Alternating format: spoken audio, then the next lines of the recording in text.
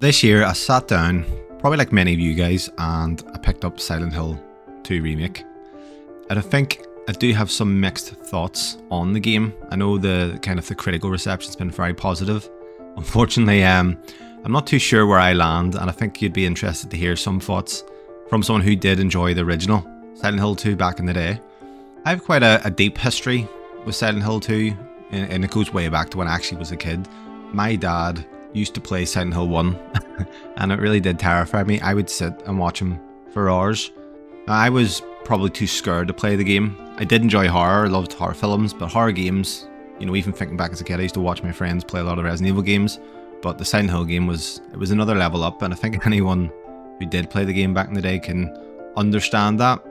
And when you do compare it to, you know, even the Resident Evil games, Silent Hill was on a league of its own in terms of psychological horror, compared to just in-your-face shock and jump scares. Eventually I did pick up Silent Hill 2, the original. I rented it from our local video shop back in the day, where, you know, it was like your Blockbusters in America, but over here it was a small town. Rented the game, and I don't think I stuck to it too well. I think I returned it quite quickly and kind of fell off, and a few years later went into our local game shop and I picked up a used copy of the director's cut for around 50p, and then that's kind of when I did give the game a go, and I definitely enjoyed it. I think the original Silent Hill 2 is a fantastic game. So I used to do some writing on a video game website, and I don't know how it came about, but the original voice actor of James Sunderland, Guy Cihi, somehow, I don't know, I ended up having him on my Facebook page, and he would comment on things, and it was very strange having the OG James Sunderland getting in touch. A few years later, obviously, we did get that HD remake, which I think it had kind of new voice actors and also the original cast off memory, and I know there was some kick up about that. So yeah, I'm definitely well versed in Silent Hill 2, and I am a huge fan of the original game, but with Silent Hill 2 Remake, there was some pretty big issues that really didn't make things easy for me. Now, the original games were developed by Team Silent, so obviously getting the remake and having it announced by the Bloober Team, I was somewhat cautious. I'd never actually played a Bloober game. I know they had done the Layers of Fear game back in the day that had kind of a mixed reception, and then on the launch of the Series X, they done the Medium, which, funny enough, actually has that dual world vibe. So I remember people mentioning the link with Silent Hill on release of that game. So obviously, fortune had it that they would be the ones to helm the remake. So did they live up to Team Silent's classic, or did they fumble it and drop the bag?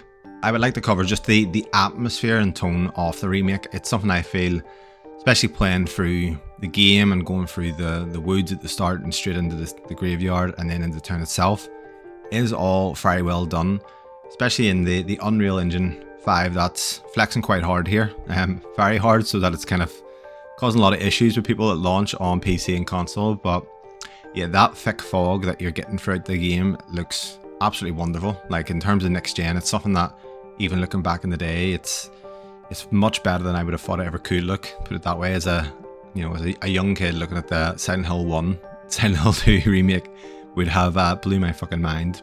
So yeah, in terms of the atmosphere throughout the game, it's something that is very good at what it does. Even if you go into the apartments, the apartment section of the game, and even on further into the likes of the hospital and the other areas, it is something that feels quite oppressing at all times. Now, obviously, the game world is a wee bit more expanded on, so, you know, the caveat here is there's too much quiet wandering at times also, and what you're kind of looking for is the dread to back up that haze and that fog. It's something that I feel it does well on one hand, but then on the other hand, having a longer game in some sections, which we'll get into, which definitely does lower the tension throughout the game. But yeah, Unreal Engine 5, personally, I'm not a huge fan of the UE5 games. They all feel a bit samey to me. Here, it's something that does look absolutely phenomenal. Toluca Lake later in the game looks like a fucking nightmare that you would frame. It looks fantastic. The issue there, though, like I mentioned, is PC players are stuttering through the fog, and unlike most PC games that are launching in this day and age, the optimization leaves a lot to be desired for, and that's just par for the course for UE5, isn't it? But in all fairness, the sound design here is absolutely unreal. You've got Yamaoka's score, and obviously those creaks with 3D audio. It's like the town's whispering in your ear at all times, and it does drive up that dread and that tension, especially in the apartment section. And just throughout some really good parts in the game, that's kind of something that it really done well. But you do find the combat noise in the game does drown out a lot of the silence. There's less dread. Now, where the game really kind of falls apart for me personally, and I know I'm maybe in the minority with this, the original Silent Hill 2, it isn't a long game, not in any sense. And the remake, I think, is actually double the length. And I know you can beat it quicker. I know that you can actually speedrun it and you can get through the game very, very quickly. But if you're taking your time and playing it on a first playthrough, this game can come in anything from 14 to 18 hours, which is a huge amount of padding throughout. And I just felt that some of the areas did drag on a bit. And Silent Hill 2, it isn't the most diverse of areas. So you've got obviously the apartments, and then you've got, for example, the hospital, and then you've got Lake Toluca, and then obviously you have a good different area like the Labyrinth, which does have that slow burn horror juice going at all times, which is tense. But if you compare that to a game such as Resident Evil 2 Remake, which I think is probably one of the best horror games that you can play this day and age, Resident Evil 2 is a very short game, but the diverse locations and pacing in that game makes everything feel fresh and just moving along at a very nice steady pace and keeping you engaged. Whereas there was times with this where you're going into the hospital and then you're into the prison, it just really starts feeling like a loop, especially in the gameplay, which I'll touch on in a wee bit here. So I don't want to kind of recap the story. I think if you're playing Silent Hill 2, you know, every review will talk about the story. I'll go over it very, very quickly. Obviously, James Sunderland receives a letter from his dead wife, which, let's face it, if that happened, you'd be quite concerned. His dead wife, Mary, basically asking him to return to Silent Hill. Obviously, he wanders the foggy town. Then he meets up with creepy folks like Pyramid Head, who is a great, great enemy, and a girl named Laura. And he basically digs into his own messed up past, and the whole story is based around guilt, grief, and just obviously some twisted vibes. The good of that is, James's guilt trip still hits like a truck. You know, we have cutscenes selling it with mocap now, so it does come across a lot better than it did in the original game. But then you have some characters that have been changed for the worst. So Angela's a lot softer. You know, Laura is a lot chattier than the original game. So they kind of sanded down all the weird edges that made the game unique. And then you've got obviously the combat, which has been refined. Some people before launch were really shitting on the combat, thinking it looked like it was going to be a bit janky. I personally didn't mind it. I thought it was grand. I didn't think it was really anything out of the normal of terms of what I would expect.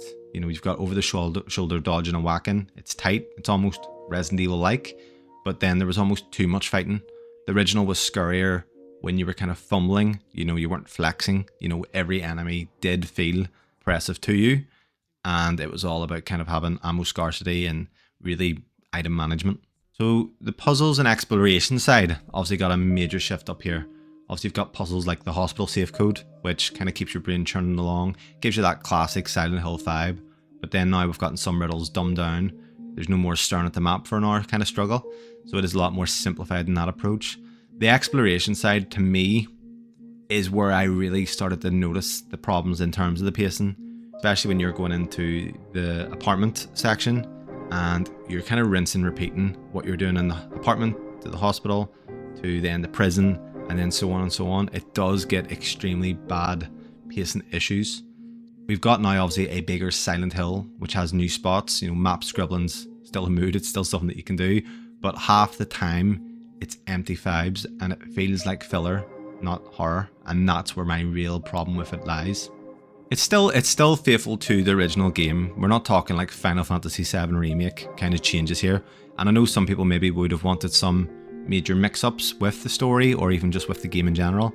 I was quite happy that they stayed quite close to the source.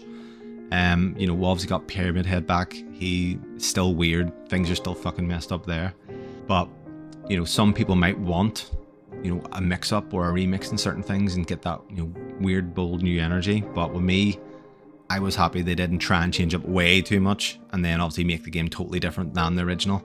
So yeah, I'm glad it stayed to that. So I actually originally played this game on the PlayStation 5, not the Pro version. I did get the Pro shortly after release. I honestly couldn't wait to I couldn't hold off. I wanted to play it as soon as possible.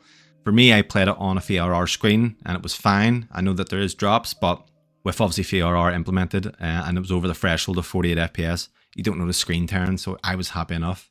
You know, the 60 FPS mode is the way I would play it. I know the 30 FPS is there for others if they do want, you know, the enhanced visuals. PC is a dice roll. You know, you just may hope your rig doesn't choke on the fog, to be honest with you. So the overall kind of thoughts on it. The good is, look, it still nails that's kind of what's wrong with me for liking a game like this, kind of gut punch, because it is so weird and unsettling at times. It leans a bit too hard on the action. There's less kind of mind bend and more monster mash. With me, this game was a solid 3 out of 5, and that's actually quite low for me personally, because this game could have been a 4, if not a 4 out of 5, a 4.5 out of 5, sorry, but that padding did want me to, you know, did make me think, when's the game ending? Rather than me thinking, hopefully it doesn't stop anytime soon. So that's kind of my thoughts. You know, it is mixed. I can see why some people think it is a masterpiece and are hailing it so, but I think there will be some fans out there like myself who definitely see the flaws. I will say, I think considering Bloober Team's reputation, typically, they done well for who they are. I actually haven't played many of the other titles, so maybe I do feel like sometimes can maybe give people a bad rap. But I would be interested on a Silent Hill 3 to see how that's done, or even have a remake of the first. So what's your guys' thoughts? Were any of you massive fans of the remake? Is there anything that you disagree in what I said? Let me know in the comments below, and if you do like the video, like and subscribe, and I'll see you guys in the next one.